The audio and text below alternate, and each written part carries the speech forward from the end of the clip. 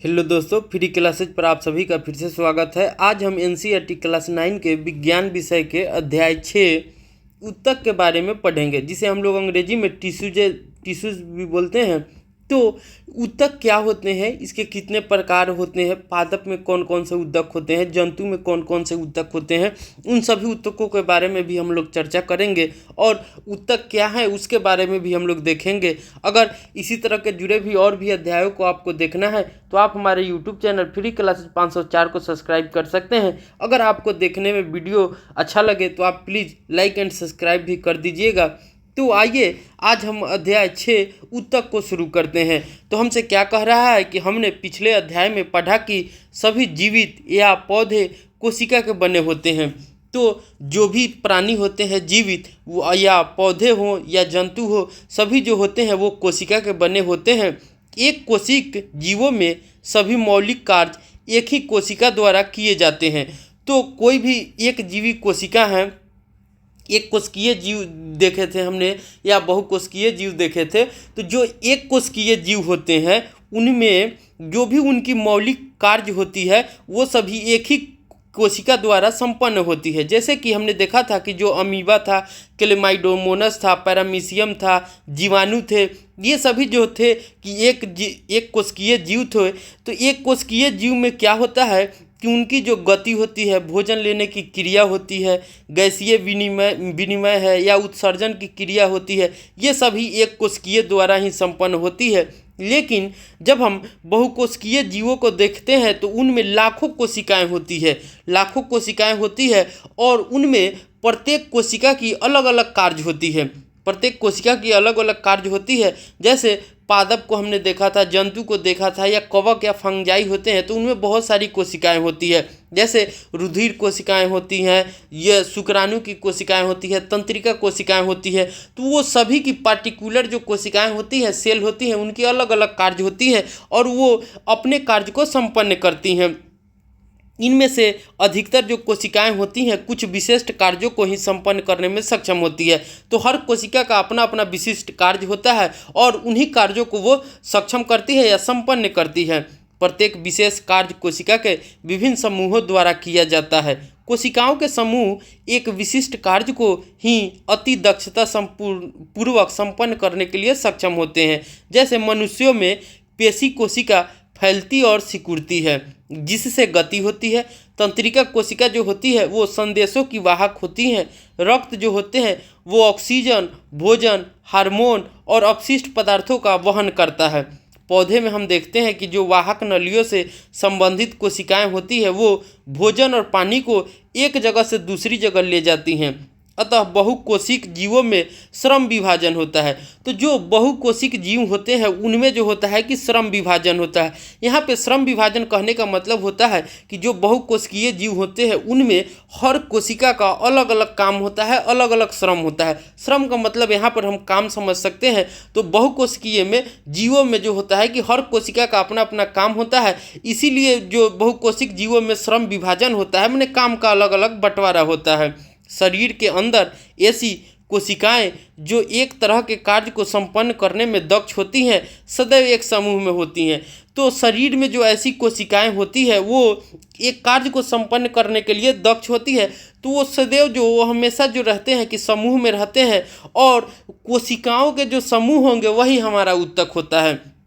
तो ऊतक को हम लोग क्या डिफाइन कर सकते हैं कि ऊतक जो होते हैं वह कोशिकाओं का समूह है। तो कोशिकाओं की समूह जो होंगी वही हमारा ऊतक कहलाता है। इससे ज्ञात होता है कि शरीर के अंदर एक निश्चित कार्य एक निश्चित स्थान पर कोशिकाओं के एक विशिष्ट समूह द्वारा संपन्न किया जाता है। कोशिकाओं का यह समूह ऊतक कहलाता है। तो कोशिकाओं के जो यही समूह होते हैं तो हमारा क्या कहलाता है, ऊतक कहलाता है या टिश्यू कहलाता है। ये ऊतक अधिकतम दक्षता के साथ कार्य कर सकने के लिए एक विशिष्ट क्रम में व्यवस्थित होते हैं। जैसे रक्त, फ्लोएम तथा पेशी ऊतक के उदाहरण है। तो ये सभी जो होते हैं, रक्त हैं, फ्लोएम है तथा पेशी ऊतक हैं, ये सभी जो होते हैं कि हमारे टिश्यू के उदाहरण हैं। अब हम आगे देखते हैं वे कोशिकाएं जो आकृति में एक समान होती हैं तथा किसी कार्य को एक साथ संपन्न करती है, समूह में एक ऊतक का निर्माण करती है। तो ये सभी मिलकर समूह में एक ऊतक का निर्माण करती है। अब हम 6.1 में क्या पौधे और जंतु एक ही तरह के ऊतकों से बने होते हैं? तो पौधे और जंतु होते हैं वो एक ही ऊतक से नहीं बने होते हैं, वो अलग अलग ऊतकों से बने होते हैं। तो आइए हम इसमें ये इसी चीज़ को समझते हैं। आइए हम विभिन्न ऊतकों की संरचनाओं तथा उनके कार्यों की तुलना करें। क्या पौधे और जंतुओं की संरचनाएं समान होती है? तो नहीं। दोनों समरूप कार्य करते हैं? तो नहीं, दोनों समरूप कार्य भी नहीं करते हैं। दोनों में स्पष्ट अंतर होता है। पौधे स्थिर होते हैं, वे गति नहीं करते। तो जो पौधे होते हैं वो स्थिर होते हैं और वे गति भी नहीं करते हैं। चूँकि उन्हें सीधा खड़ा होना होता है, अतः उनमें बड़ी मात्रा में सहारा प्रदान करने वाले ऊतक प्रायः मृत कोशिकाओं के बने होते हैं। तो जो हम देखते हैं कि जो पेड़ पौधे होते हैं या पादप होते हैं, उन्हें सीधा खड़ा होने के लिए होना पड़ता है या रहना पड़ता है, तो उनमें बड़ी मात्रा में क्या होंगी, उन्हें सहारा प्रदान करने के लिए जो ऊतक चाहिए वो ऊतक होते हैं। ये सहारा प्रदान करने वाले ऊतक जो होते हैं प्रायः मृत कोशिकाओं के बने होते हैं। दूसरी ओर जब हम जंतु को देखते हैं तो भोजन, साथी और आश्रय की खोज में इधर उधर विचरण करते हैं, माने घूमते रहते हैं। विचरण का मतलब होता है इधर उधर घूमना, तो विचरण करते रहते हैं। ये पौधे की अपेक्षा ऊर्जा का अधिक उपभोग करते हैं, माने खपत करते हैं। जंतुओं के अधिकांश ऊतक जीवित होते हैं और जो जंतु में ऊतक पाए जाते हैं वो अधिकांश जो होते हैं वो जीवित होते हैं। जंतु और पौधे के बीच इनकी वृद्धि के प्रतिरूप में एक और भिन्नता है। पौधे की वृद्धि कुछ क्षेत्रों में ही सीमित रहती है, जबकि जंतुओं में ऐसा नहीं होता है। पौधे के कुछ ऊतक जीवन भर विभाजित होते रहते हैं, तो कुछ ऐसे भी ऊतक होते हैं पौधों में जिनका जीवन भर जो होता है कि वो विभाजित होते रहते हैं। ऐसे ऊतक कुछ क्षेत्रों तक ही सीमित रहते हैं। ऊतकों की विभाजन क्षमता के आधार पर ही पौधे के ऊतकों या पादप ऊतकों का वर्गीकरण किया जाता है। तो उनकी जो होती है विभाजन क्षमता, उसी के आधार पर ऊतक की जो विभाजन क्षमता होगी उसी के आधार पर पौधे के ऊतकों या पादपों के ऊतकों को वर्गीकरण किया जाता है। वृद्धि अथवा विभोज्योतक या तथा अस्थायी ऊतक, ये दोनों जो होते हैं कि वो जो पादप के विभाजन ऊतक है, तो क्या है, वृद्धि अथवा विभोज्योतक है, और हमारा एक क्या है, अस्थायी ऊतक है। तो पहला क्या हो जाएगा, विभोज्योतक, और दूसरा अस्थायी ऊतक। जंतुओं में कोशिका वृद्धि अधिक एक रूप होती है। तो जंतु में जो होते हैं तो उनमें जो वृद्धि होती है अधिकांशतः एक रूप के ही होती है। अतः जंतुओं में विभाज्य तथा अविभाज्य क्षेत्रों की कोई निश्चित सीमा नहीं होती है। अंगों और अंग तंत्रों का संरचनात्मक संगठन जो होते हैं वो जटिल पौधे की अपेक्षा जटिल जंतुओं में अति विशिष्ट तथा सीमित होते हैं। ये मूल अंतर जीवधारियों के दो महत्वपूर्ण समूहों के जीवन यापन के विभिन्न तरीकों को दर्शाता है। विशेषकर इनके भोजन करने की प्रक्रिया में संरचनात्मक संगठन, एक ओर पौधे की गतिहीन अस्तित्व तथा दूसरी ओर जंतुओं के प्रचलन के लिए अंग तंत्रों के विकास हेतु विभिन्न प्रकार के अनुकूलित होते हैं। जटिल जंतुओं तथा पौधे के संदर्भ में हम ऊतकों की अवधारणाओं के बारे में विस्तृत चर्चा करेंगे। अब हम पादप ऊतक के बारे में देखेंगे 6.2 में कि पादप ऊतक क्या होते हैं। तो पादप ऊतक दो प्रकार के होते हैं। पहला हमारा होता है विभज्योतक। क्या होता है विभज्योतक? तो हम विभज्योतक के बारे में देखते हैं और उसके बारे में चर्चा करते हैं। इसके लिए हम क्रियाकलाप 6.1 को देखते हैं। 2 शीशे के जार लेते हैं, उसमें पानी भर देते हैं। अब 2 प्याज लेते हैं, दोनों जारों पर एक एक प्याज रख देते हैं, जैसा कि चित्र 6.1 में दिखाया गया है। तो हम 2 जार लेते हैं और दोनों जार में क्या करते हैं, एक जार में एक प्याज और दूसरे जार में भी दूसरे प्याज को रख देते हैं, और वो जार जो होते हैं वो पानी से भरी हुई होती है। कुछ दिनों तक दोनों प्याजों की मूलों की लंबाई का मापते हैं। तो मूलों का मतलब होता है जड़, तो उसकी जड़ की जो लंबाई होती है उसको हम लोग नापते हैं। पहले, दूसरे और तीसरे दिनों में मूल की लंबाई को माप लेते हैं। दूसरे जार में रखी प्याज की मूल को चौथे दिन 1 सेंटीमीटर काट दीजिए। अब दूसरे जो जार में हम लोग प्याज को रखे हैं तो उसके मूल को क्या करेंगे, चौथे दिन काट देंगे। इसके बाद दोनों जार में रखी प्याज की मूलों की लंबाई का 5 दिनों तक निरीक्षण करें। उनमें हुई प्रत्येक दिन की वृद्धि को माप को नीचे दिए गए तालिका में लिखे। अब 5 दिन में क्या क्या, पहला दिन हमको कितना वृद्धि हुआ, दूसरा दिन कितना वृद्धि हुआ, तीसरा दिन कितना वृद्धि हुआ, चौथा दिन कितना वृद्धि हुआ, पाँचवा दिन कितना वृद्धि हुआ, उसके वृद्धि को हम लोग नापेंगे और जार में कितना, पहला जार में कितना वृद्धि हुआ और दूसरा जार में कितना वृद्धि हुआ उसको हम लोग लिखेंगे। और ऊपर निरीक्षण को देखते हुए नीचे के प्रश्नों को, और ऊपर जो हम जार में लिखेंगे उसकी लंबाई को, पहला दिन दूसरा दिन, उसी के आधार पर हम लोगों को इसका जवाब देना है कि किस जार में रखी हुई प्याज की मूल लंबी हुई, हमारे द्वारा मूल के ऊपरी हिस्सों को काट लेने के बाद की क्या वह वृद्धि करती रहती है। हम जार 2 में रखी प्याज की मूल के ऊपरी हिस्सों को काटते हैं तो वे वृद्धि करना बंद कर देगी या क्या, तो हम देखेंगे कि इसमें वृद्धि हो रहा है कि नहीं। अगर दोनों जारों को देखेंगे और परीक्षण करेंगे, अगर वृद्धि हो रहा होगा तो हाँ, ना हो रहा होगा तो ना। इस तरह से आप तीनों के सवालों को जवाब अच्छे तरह से लिखिएगा। अब हम आगे देखते हैं, पौधे में वृद्धि कुछ निश्चित क्षेत्रों में होती है। तो जो पौधे में वृद्धि होती है वो निश्चित क्षेत्र में ही सीमित होती है। ऐसे विभाजित ऊतकों के उन भागों पर पाए जाने के कारण होता है। ऐसे ऊतकों को विभज्योतक या मेरिस्टेमेटिक कहते हैं, मेरिस्टेमेटिक टिश्यू भी बोलते हैं। तो विभज्योतक या मेरिस्टेमेटिक टिश्यू भी कहा जाता है। ये विभज्योतक किस भाग में स्थित है? विभज्योतक की उपस्थिति वाले क्षेत्र के आधार पर इन्हें, तो विभज्योतक होते हैं उनकी उपस्थिति वाले क्षेत्र के आधार पर उन्हें शीर्षस्थ, कैम्बियम या अंतर्विष्टि भागों में वर्गीकृत किया जाता है। तो जो हमारे विभज्योतक होते हैं उन्हें हम लोग मेनली जो होता है कि 3 भागों में बांटते हैं, मेनली 3 भागों में बांटते हैं। पहला हमारा हो जाता है शीर्षस्थ, दूसरा हमारा हो जाता है कैम्बियम या पार्श्वीय, और तीसरा हो जाता है अंतर्विष्टि। क्या हो जाता है? अंतःविष्टि। अब हम चित्र 6.2 को देखते हैं।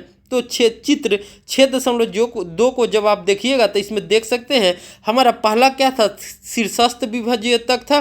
दूसरा हम देखते हैं तो हमारा क्या था, पार्श्व विभज्योतक था। और तीसरा हमारा क्या था, अंतर्विष्टि था। क्या था? अंतर्विष्टि था। तो अब बारी बारी से करके इन तीनों चीज़ों को हम लोग समझने की कोशिश करते हैं। विभज्योतक के द्वारा तैयार नई कोशिकाओं प्रारंभ में विभज्योतक की तरह ही होती है। तो जो शुरू में विभज्योतक होती है उनकी जो नई कोशिकाएं होती है वो प्रारंभ में जो होती है कि वो विभज्योतक की तरह ही होती है, लेकिन जैसे जैसे ही ये बढ़ती है और परिपक्व होती है इनके गुणों में धीरे धीरे परिवर्तन होता है। शुरू में तो ये विभज्योतक की तरह ही रहते हैं, लेकिन जब ये धीरे धीरे बढ़ते हैं और परिपक्व हो जाते हैं, मैच्योर हो जाते हैं, तो इनके जो गुण में धीरे धीरे परिवर्तन होने लगते हैं। ये दूसरे ऊतकों के घटकों के रूप में विभाजित हो जाते हैं। जैसा कि हम देख सकते हैं शुरू में जब ये पौधे रहे होंगे तो ये विभज्योतक के तरह ही रहे होंगे, लेकिन धीरे धीरे जब ये ग्रो करते हैं तो इसका शीर्षस्थ जो होता है वो धीरे धीरे बढ़ता जाता है। तो इसमें जो पार्श्व विभज्योतक है वो भी दिखाई देने लगते हैं परिपक्व होने पर।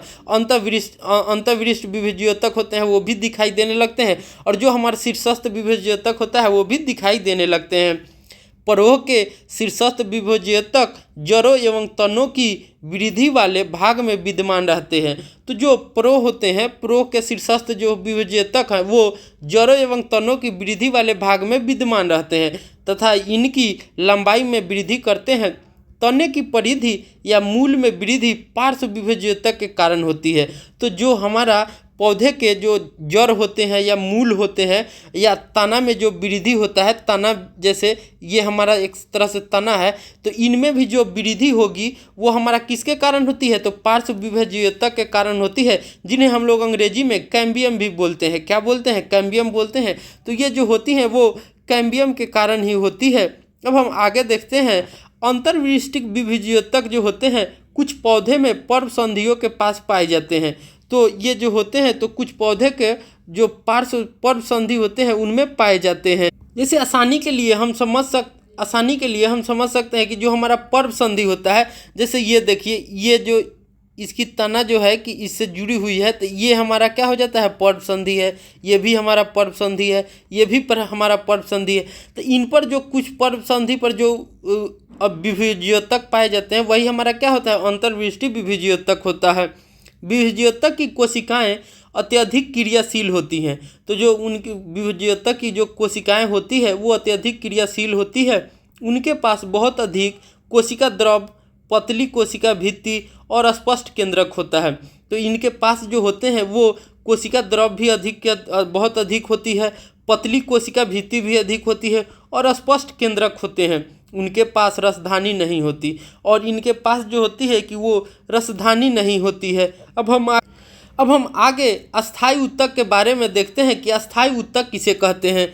तो हमारा अस्थायी ऊतक है तो विभज्योतक द्वारा बनी कोशिकाओं का क्या होता है, ये एक विशिष्ट कार्य करती है और विभाजित होने की शक्ति को खो देती है, जिसके फलस्वरूप वे अस्थायी ऊतक प्रमाण कर लेती है। तो जो हमारा विभज्योतक होता है वो एक कोशिकाओं द्वारा तो बनी ही होती है, लेकिन वो धीरे धीरे एक विशिष्ट कार्य करती है और विभाजित होने की शक्ति खो देती है, और जब वो पूर्णतः परिपक्व हो जाती है तो वो विभाजित होने की जो उनमें शक्ति रहती है वो उसको खो देती हैं, जिसके फलस्वरूप जब खो देती हैं तो वो अपना अस्थायी रूप ले लेती है। उसी को हम लोग अस्थायी ऊतक कहते हैं या अस्थायी ऊतक का निर्माण हो जाता है। इस प्रकार विशिष्ट कार्य करने के लिए अस्थायी रूप और आकार लेने की क्रिया को विभेदीकरण कहते हैं। तो ये जो हमारी प्रक्रिया होती है विशिष्ट कार्य करने के लिए, जो अस्थायी रूप और आकार लेने की जो प्रक्रिया है वो हमारा विभेदीकरण कहलाता है।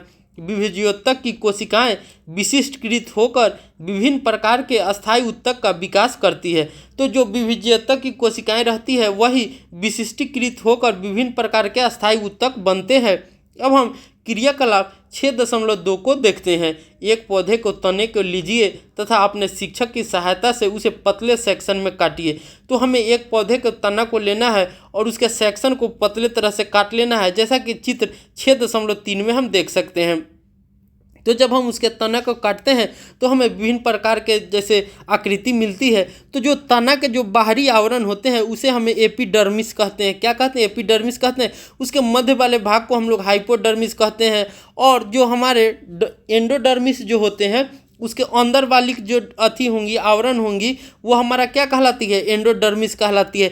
एंडोडर्मिस से जब हम आगे जाते हैं तो एक पट्टी दिखाई देती है सफ़ेद कलर की, जैसे कि ये हम देख सकते हैं। ये हमारा जो होता है कॉर्टेक्स होता है। कॉर्टेक्स होता है, क्या होता है? कॉर्टेक्स होता है। जैसे ही उससे आगे हम जाएंगे तो हमें एक जो होती है कि एक सर्किलर टाइप के इस टाइप का प्राप्त होता है, जिसे हम लोग पेरिसाइकल बोलते हैं। क्या बोलते हैं? पेरिसाइकल बोलते हैं। वो हमारा पेरिसाइकल कहलाती है। और ये जो आप ग्रीन ग्रीन कलर के देख सकते हैं ये हमारा फ्लोएम कहलाता है। जो यहाँ पे ग्रीन ग्रीन दिखाई दे रहा है सभी पे, तो ये हमारा फ्लोएम कहलाता है। और फ्लोएम से जब हम आगे जाते हैं तो एक इस तरह से धारी जैसी हमको ब्राउनिश यहाँ पे दिख रहे हैं, तो ये हमारा क्या कहलाता है? यही हमारा कैम्बियम कहलाता है, या जिसे हम लोग पार्श्व बोले थे, पार्श्व विभज्योतक बोले थे, वही क्या है? हमारा कैम्बियम है। अब जब हम आगे जाते हैं इसके आगे तो ये हमारा क्या होता है कि वहाँ पे मज्जा होता है। ये जो वाइट वाइट कलर के देख सकते हैं ये, इसे क्या कहते हैं? मज्जा किरण कहते हैं। ये सभी हमारा क्या हो जाएगा? मज्जा किरण हो जाता है। जब ये वाइट कलर के आप देख सकते हैं ये, तो ये हमारा जो होता है वो हम इसको जाइलम कहते हैं। क्या कहते हैं? जाइलम कहते हैं। और इसके अंदर वाले जो भाग होते हैं वो हमारा पीथ कहलाते हैं। क्या कहलाते हैं? पीथ कहलाते हैं। उसी तरह से इसमें आप देख सकते हैं तो यहाँ पे हमारा ये जो आकृति देख रहे हैं ये क्या है? हमारा पीथ है। और ये जो बूंदा बूंदा ब्लू कलर के दिखाई दे रहे हैं ये हमारा संवहन बंडल है। क्या है? संवहन बंडल है। ये प्रोटोजाइलम है, ये प्रोटोजाइलम है, ये मेटाजाइलम है। इसी तरह से ये जो हमारा देख सकते हैं जो ये आकृति है ये हमारा क्या है? कैम्बियम है। यहाँ पर देखिए ये बूंदा बूंदा दिख रहा है, ये हमारा क्या है? फ्लोएम है। तो हम इन चित्रों से आसानी से समझ सकते हैं। अब हम आगे देखते हैं।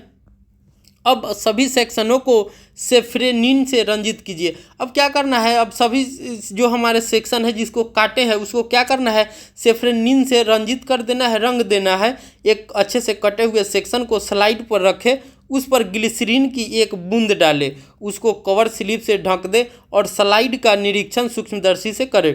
विभिन्न प्रकार की कोशिकाओं का अध्ययन करें, उनके विन्यास को देखें। चित्र 6.3 में हमको जैसा दिखाया गया है। अब नीचे दिए गए प्रश्नों पर विचार करें और निरीक्षण के आधार पर उनके उत्तर दें। क्या सभी कोशिकाओं की संरचना समान है तो नहीं है? कितने प्रकार की कोशिकाओं को देखा जा सकता है? तो हम 3 प्रकार की कोशिकाओं को देखते हैं। जैसे हमने जाना था कि क्या क्या होते हैं, तो हमारा पार्श्व होता है, अंत होता है, और एक क्या होता है, तो शीर्षस्थ विभज्योतक होता है। क्या इन कारणों पर विचार कर सकते हैं कि कोशिकाओं में कितने प्रकार होते हैं? तो हम मेनली जानते हैं कि जो हमारे पादप कोशिकाएं होते हैं उनमें जो होता है कि 2 प्रकार होते हैं, एक अस्थायी होता है और दूसरा हमारा जो था कि विभज्योतक को हमने देखा था। हम पौधे की मूलों का सेक्शन काटने की कोशिश कर सकते हैं। हम विभिन्न पौधे के मूल और तने को सेक्शन से भी काट सकते हैं। अब हम सरल अस्थायी उत्तक क्या होते हैं उसके बारे में हम लोग देखते हैं। एपिडर्मिस के नीचे कोशिकाओं की कुछ परतें होती हैं। तो जब एपिडर्मिस के नीचे जब हम आते हैं तो कुछ कोशिकाओं की परतें होती हैं जिसे सरल उत्तक कहा जाता है। उसे क्या कहा जाता है? तो सरल उत्तक कहा जाता है। पैरेकाइमा सबसे अधिक पाए जाने वाला सरल अस्थायी उत्तक है। तो सबसे अधिक पाए जाने वाला जो सरल उत्तक है वो क्या है? पैरेकाइमा है। क्या है? पैरेकाइमा है। यह पतली कोशिका भित्ति की वाली सरल कोशिकाओं का बना होता है। तो जो पैरेकाइमा होती है वो पतली कोशिका भित्ति वाली सरल कोशिकाओं का बना होता है। ये जीवित कोशिकाएं होती हैं। ये प्रायः बंधन मुक्त होती हैं और इस प्रकार के ऊतकों की कोशिकाओं के मध्य काफ़ी रिक्त स्थान पाए जाते हैं। तो जो पैरेकाइमा के बीच में, जो कोशिकाओं के बीच में मध्य ऊतक जो होते हैं उनमें खाली मध्य रिक्त स्थान बहुत अधिक पाए जाते हैं। ये ऊतक प्रायः भोजन का भंडारण करते हैं। तो जो पैरेकाइमा होते हैं या सरल अस्थायी ऊतक होते हैं वो जो होते हैं कि भोजन का भंडारण जो होता है वो करते हैं। अब हम आगे देखते हैं करते हैं कुछ पैरेकाइमा ऊतकों में क्लोरोफिल भी पाया जाता है। जो कुछ पैरेकाइमा जो होते हैं उन ऊतकों में क्लोरोफिल भी जो होता है कि पाया जाता है, जिसके कारण प्रकाश संश्लेषण की क्रिया होती है। जिसके कारण क्या होती है? प्रकाश संश्लेषण की क्रिया संपन्न होती है।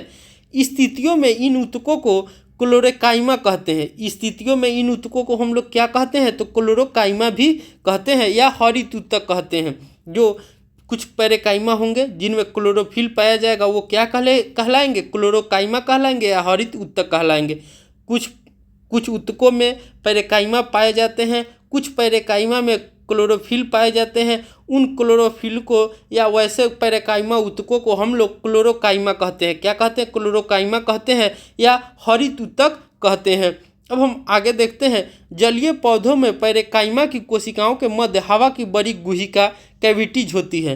तो जब हम जलीय कोशिकाओं के पौधे के पैरेकाइमा को देखते हैं तो उनके बीच में मध्य हवा की बड़ी गुहिकाएँ होती है, जिसके कारण ये जल में उतराती है। तो जल में जो पलवन करती है वो इसी के कारण करती है। इस प्रकार के पैरेकाइमा को एरेकाइमा कहते हैं। तो जो जल में, तो एरेकाइमा का हमारा डिफिनीशन क्या हो जाएगा कि जो जलीय पौधे होते हैं उनके पैरेकाइमा की कोशिकाओं के मध्य हवा की बड़ी गुहिका होती है, जिसके कारण वो जल में उतराती रहती हैं। और जो उतराती रहती हैं तो इस प्रकार के पैरेकाइमा को हम लोग क्या कहते हैं? एरेकाइमा कहते हैं। इस प्रकार के पैरेकाइमा को हम लोग क्या कहते हैं? एरेकाइमा कहते हैं। पौधे में लचीलेपन का गुण एक अन्य अस्थायी ऊतक है। तो पौधे जो होते हैं उनमें लचीलापन जो होता है वो एक अन्य अस्थायी ऊतक है, क्लोकाइमा के कारण होता है। तो पौधे में जो लचीलेपन होते हैं वो क्लोकाइमा के कारण होते हैं। किसके कारण होते हैं? क्लोकाइमा के कारण होते हैं। तो जो पौधे जल में तैरती है वो किसके कारण होती है? तो एरेकाइमा की वजह से होते हैं। कुछ पौधे हरे रंग के होते हैं वो क्या किसके कारण होते हैं? क्लोरोकाइमा के कारण होते हैं, जिन्हें हरित ऊतक कहा जाता है। और जो पौधे में कुछ लचीलेपन भी होते हैं वो अन्य अस्थायी ऊतक है। क्या है? तो वो कौलेकाइमा है। क्या है? कौलेकाइमा है। यह पौधे के विभिन्न भागों जैसे कि पत्ती, तना में बिना टूटे हुए लचीलापन लाता है। तो हम देखते हैं कि जब हवा तेज गति से चलती है तो पौधे के जो पत्ती और तने होते हैं वो लचीलते हैं लेकिन टूटते नहीं हैं। तो जब बिना टूटे हुए लचीलापन जो लाता है वो किसके कारण होता है? तो क्लोकाइमा के कारण ही होता है। यह पौधे को यांत्रिक सहायता भी प्रदान करता है। हम इस ऊतक को एपिडर्मिस के नीचे पर्णवृत्त में पा सकते हैं। तो ऐसे ऊतक को हम एपिडर्मिस के नीचे हम लोग पर्णवृत्त होते हैं उनमें पा सकते हैं। इस ऊतक की कोशिकाएं जीवित एवं लंबी और अनियमित ढंग से कोनों पर मोटी होती है। तो इस तरह की जो कोशिकाएं होती हैं वो तो जीवित होती हैं, लंबी होती हैं और अनियमित ढंग से कोनों पर मोटी होती है तथा कोशिकाओं के बीच में बहुत कम स्थान होता है। जैसा कि चित्र हम 6.4 बी में देख सकते हैं। यहाँ पे 6.4 के जो बी है इसमें हम लोग देख सकते हैं। तो ये सरल छिद्र है और इसमें कम भी स्थान है। अब हम आगे देखते हैं, एक अन्य प्रकार का ऊतक स्क्लेरेकाइमा होता है और एक अन्य प्रकार का भी ऊतक, उसमें क्या होता है तो स्क्लेरेकाइमा होता है। यह ऊतक पौधे को कठोर तथा मजबूत बनाता है। स्क्लेरेकाइमा की वजह से ही जो पौधे होते हैं वो कठोर और मजबूत होते हैं। तो पौधे कभी भी क्वेश्चन आपसे पूछेगा कि किसके कारण जो पौधे कठोर और मजबूत होते हैं, तो स्क्लेरेकाइमा की वजह से पौधे जो होते हैं कठोर और मजबूत होते हैं। हमने नारियल के रेशे युक्त छिलकों को देखा है, यह स्क्लेरेकाइमा ऊतक से बना होता है। तो जो नारियल के छिलके होते हैं, नारियल के रेशेदार छिलके होते हैं, वो स्क्लेरेकाइमा के ऊतक से बना होता है। इस ऊतक की कोशिकाएं मृत होती है और इस तरह की कोशिकाएं जो होती है वो मृत कोशिकाएं होती है। ये लंबी और पतली होती है क्योंकि इस ऊतक की भित्ति लिग्निन के कारण मोटी होती है। तो इस ऊतक की जो भित्ति होती है वो मोटी किसके कारण होती है, तो लिग्निन के कारण जो होती है कि वो मोटी होती है। किसके कारण मोटी होती है, तो लिग्निन के कारण मोटी होती है। ये प्रायः इतनी मोटी होती है कि कोशिका के भीतर कोई आंतरिक स्थान नहीं होता है। अब हम आगे देखते हैं, चित्र 6.4 सी में देख सकते हैं। तो जैसे कि ये देख सकते हैं, ये संपूर्ण क्या है, ल्यूकेमेन है और ये हमारा क्या है, लिमित मोटी भित्ति है। तो ये जो मोटी भित्ति होती है ये किसके कारण होती है, तो हमने देखा था कि ये स्क्लेरेकाइमा की वजह से होती है। और ये जो होते हैं वो रेशेदार युक्त होते हैं और जो नारियल में पाए जाते हैं और उनकी पतली और ऊतक भित्ति लिग्निन के कारण मोटी होती है। किसके कारण मोटी हो जाती है, लिग्निन के कारण मोटी हो जाती है। ये ऊतक तने में संवहन मंडल के समीप होता है और ये जो ऊतक होते हैं वो संवहन मंडल के समीप तथा पत्तियों की शिराओं में बीजों और फलों के कठोर छिलके में उपस्थित होता है। यह पौधे के भागों को मजबूती प्रदान करता है। अब हम आगे क्रियाकलाप 6.3 को देखते हैं। रियो की ताज़ा तोड़ी हुई पत्ती लीजिए, इसे दबाव लगाकर इस तरफ तोड़िए कि पत्ती का छिलका अलग निकल जाए। इस छिलकों को अलग करके जल से भरी हुई पेट्री डिश में रखें। कुछ बूंद सेफ्रेनिन की विलयन में डालिए। जैसा कि आप चित्र 6.5 में देख सकते हैं, ये हमारा द्वार कोशिकाएं हैं। ये क्या है, द्वार कोशिकाएं हैं तथा एपिडर्मिस कोशिकाएं हैं। अब ए में हमारा दिया गया है, तो ये हमारा क्या है, पार्श्व दृश्य है, मैंने लंबवत दृश्य है और ये हमारा पृष्ठ दृश्य है। ये क्या है, पृष्ठ दृश्य है। जब हम कॉपी को मान लीजिए, जब हम कॉपी को देखते हैं तो अगर हमारा पार्श्व देखते हैं तो हमें इस तरह से दिखाई देगा, लेकिन जब हम पृष्ठ देखेंगे तो हमें इस तरह से वो फैला दिखाई देगा। तो ये समझिए कि हमारा पार्श्व है, ये हमारा पृष्ठ है। तो हम दोनों को देख सकते हैं। ये हमारा स्टोमेटा हो जाता है। इसके जो छिद्र होते हैं, ये पत्तियों में जो छिद्र होते हैं वो क्या कहलाते हैं, स्टोमेटा कहलाते हैं। और इसके जो बाहरी आवरण होते हैं वो रक्षी कोशिका कहलाते हैं। और ये जो सफ़ेद कलर के आप देख रहे हैं ये क्या है, बाहरी कोशिका का बाहरी आवरण है, जिसको हम लोग एपिडर्मी भी कहते हैं। कुछ समय लगभग 2 मिनट पश्चात छिलके को स्लाइड पर रख लीजिए। इसे धीरे से कवर स्लिप से ढके। इसका सूक्ष्मदर्शी द्वारा अवलोकन कीजिए। अब हम आगे देखते हैं। जो आप देख रहे हैं वो कोशिकाओं की सबसे बाहरी परत एपिडर्मिस है। तो किसी भी पादप में कोशिकाओं की जो सबसे बाहरी परत रहती है वही हमारा क्या कहलाता है, एपिडर्मिस कहलाता है। बाहरी परत को क्या कहते हैं, एपिडर्मिस कहती हैं। एपिडर्मिस प्रायः कोशिकाओं के एक परत की बनी होती है। शुष्क स्थानों पर मिलने वाले पादप में एपिडर्मिस मोटी होती है। तो जब हम ठंडे स्थानों का अवलोकन करते हैं तो जो एपिडर्मिस की परत होती है वो मोटी होती है। एपिडर्मिस की परत कैसी होती है, मोटी होती है। लेकिन गर्म स्थानों पर हम देखते हैं कि एपिडर्मिस की परत पतली होती है, जो जल के क्षय से बचाव हेतु महत्वपूर्ण है। पौधे की पूरी सतह एपिडर्मिस से ढकी रहती है। तो किसी भी पौधे की जो पूरी सतह होती है वो एपिडर्मिस से ही ढकी रहती है। यह पौधे के सभी भागों की रक्षा करता है। तो एपिडर्मिस जो होते हैं वो पौधे की सभी भागों की रक्षा करते हैं। एपिडर्मल कोशिका पौधे की बाह्य सतह पर प्रायः एक मोम जैसी जल प्रतिरोधी परत बनाती है।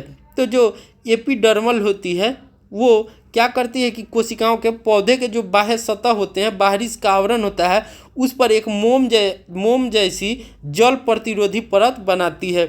यह जल क्षय के विरुद्ध यांत्रिक आघात तथा परजीवी कवक के प्रवेश से पौधे की रक्षा करते हैं। तो कोई यांत्रिक आघात हो, किसी से हम चोट करते हैं, किसी यांत्रिक माने मशीनरी से, या जो परजीवी कवक होंगे उनमें पौधे को में प्रवेश नहीं कर पाएंगे, जिससे पौधे की वो रक्षा करती है। वो क्या है? एपिडर्मल कोशिकाएं हैं।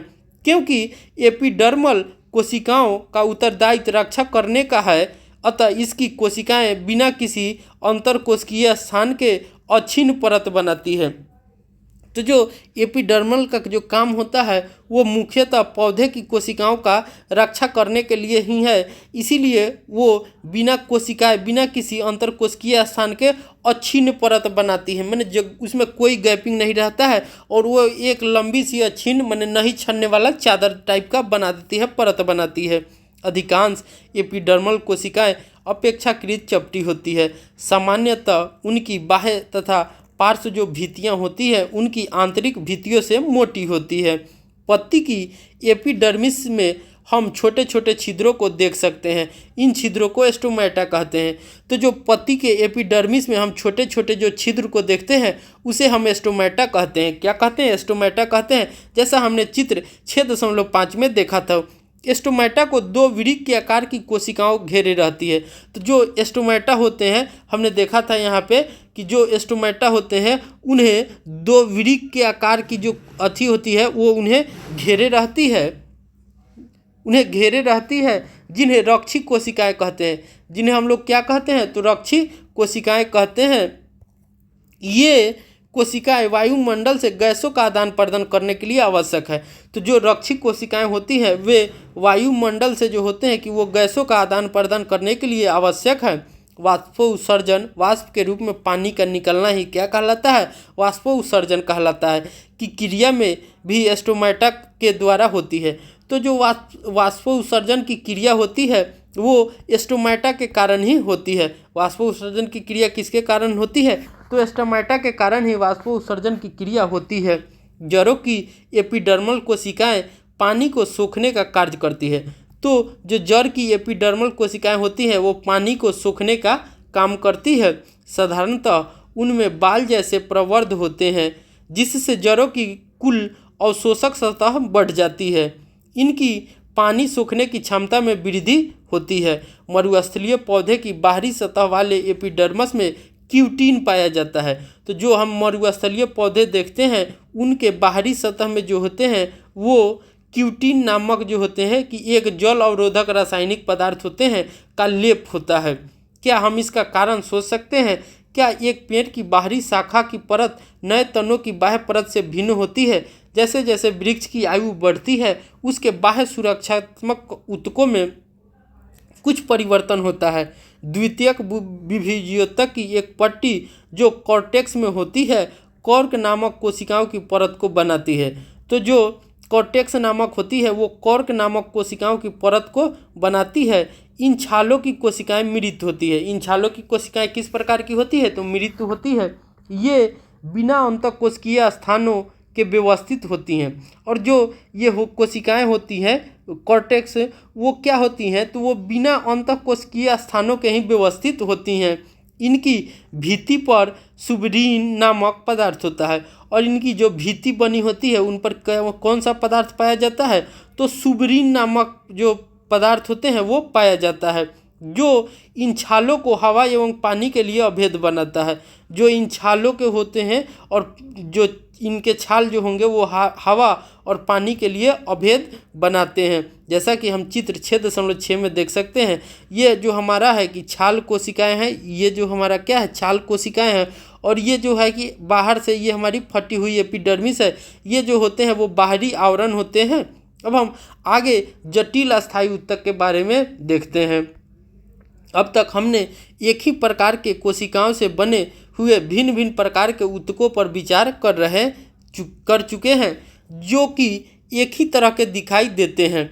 ऐसे ऊतकों को साधारणतः अस्थायी ऊतक कहते हैं। तो जो ऊतक हमें एक ही प्रकार के दिखाई देते हैं उसे हम अस्थायी ऊतक कहते हैं। अन्य प्रकार के अस्थायी ऊतक को जटिल ऊतक कहते हैं, और अन्य किसी भी प्रकार के जो ऊतक होते हैं उन्हें हम जटिल ऊतक कहते हैं। जटिल ऊतक एक से अधिक प्रकार की कोशिकाओं से मिलकर बने होते हैं। तो जो जटिल ऊतक होते हैं वो एक से अधिक प्रकार की कोशिकाओं के से मिलकर बने होते हैं।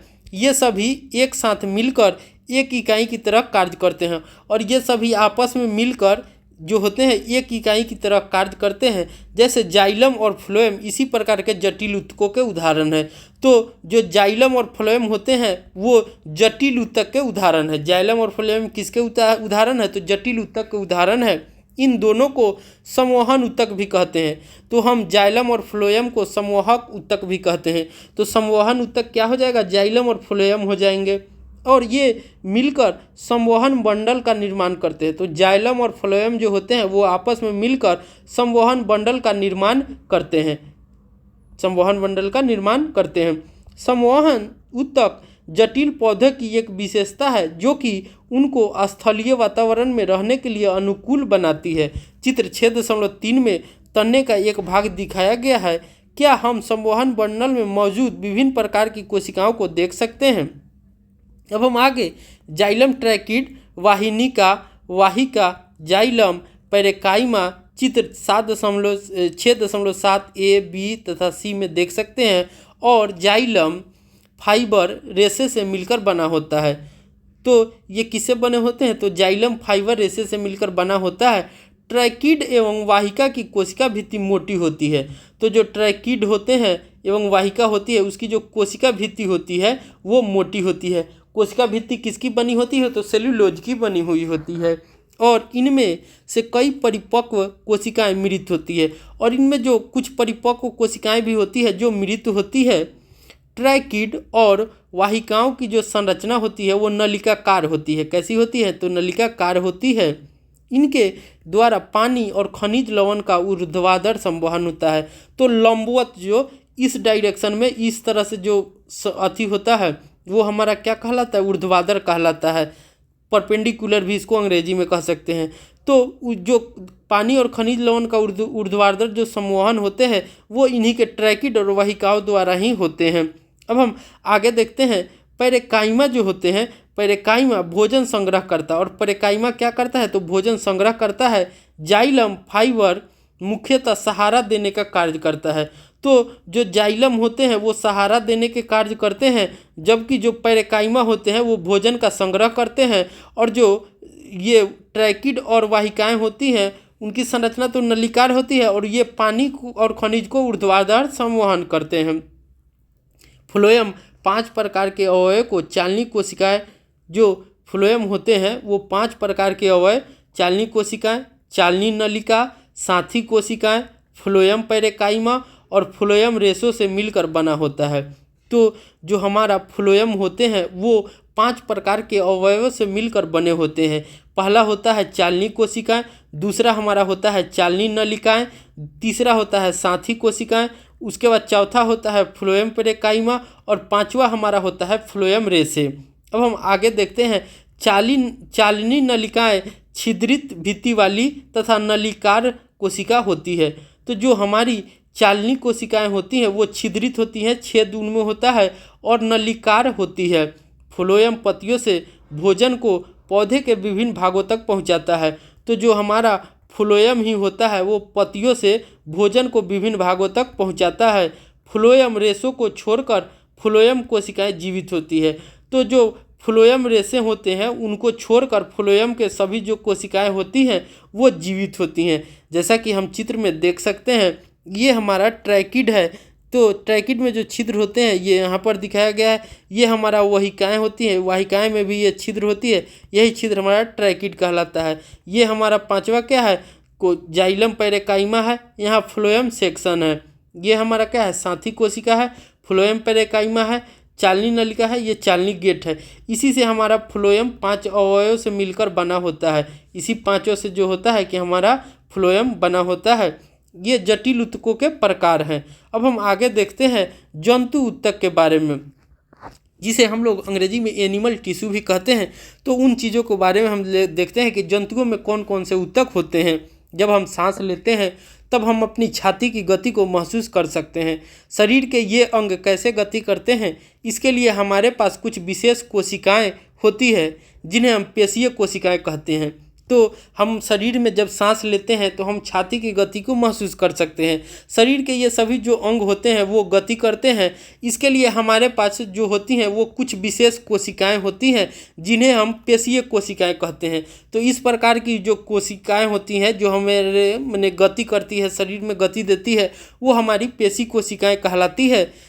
जैसा कि आप देख सकते हैं ये हमारी जो चित्र 6.8 में दिखाए गए, तो ये सभी पेशी कोशिकाएं के उदाहरण हैं। अब हम आगे देखते हैं। इन कोशिकाओं का फैलना और सिकुड़ना अंगों को गति प्रदान करता है।